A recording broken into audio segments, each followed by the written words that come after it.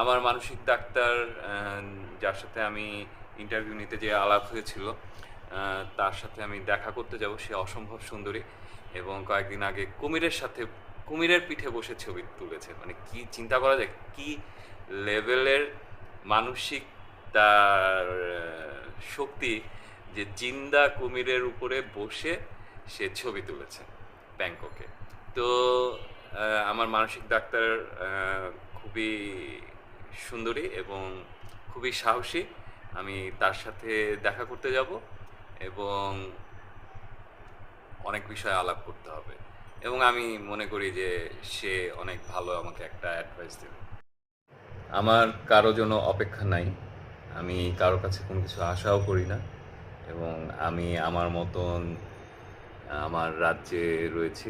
কিন্তু ইদানিং কিছু সমস্যা হচ্ছে। আমার খুব কাছাকাছি যারা আছে তারা কিছুটা জানে।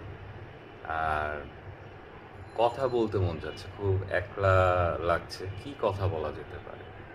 তো একটু আগে আমার এক ফ্রেন্ড আসছিল, তার সাথে আলাপ করলাম। কি বিষয়ে আলাপ করলাম? তার একটা প্রেমিকা আছে এবং মানে বিবাহিত সে।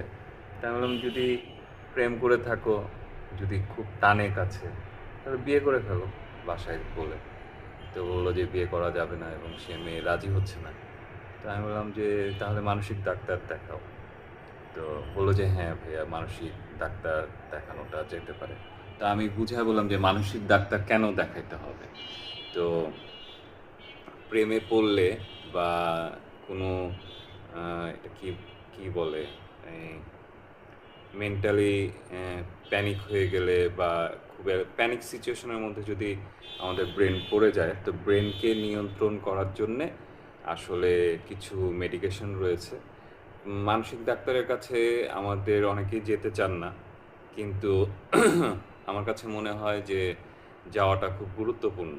মানে আপনি আমার কাছে আপনার সমস্যার কথা বললে যতখানি আমি অ্যাডভাইস দিব একজন সাধারণ মানুষ হিসেবে, সেখানে মানসিক ডাক্তার আপনার সমস্যাটা শুনে আপনাকে হচ্ছে একটা অ্যাডভাইস দিবে, যে অ্যাডভাইসটা খুব কাজে দিবে। আর যদি শারীরিক নিয়ন্ত্রণের জন্যে যদি কোনো ওষুধ দরকার হয়, সেক্ষেত্রে হয়তো কিছু মাইল্ড ওষুধ দিতে পারে প্রথমে। একদম যে আপনি ধরে নিচ্ছেন মানসিক ডাক্তারের কাছে যাওয়া মানেই যে আপনাকে অনেক কড়া কড়া ওষুধ দিবে, পাগল বানায় দিবে, রিহ্যাব সেন্টারে পাঠিয়ে দিবে, সেরকম না।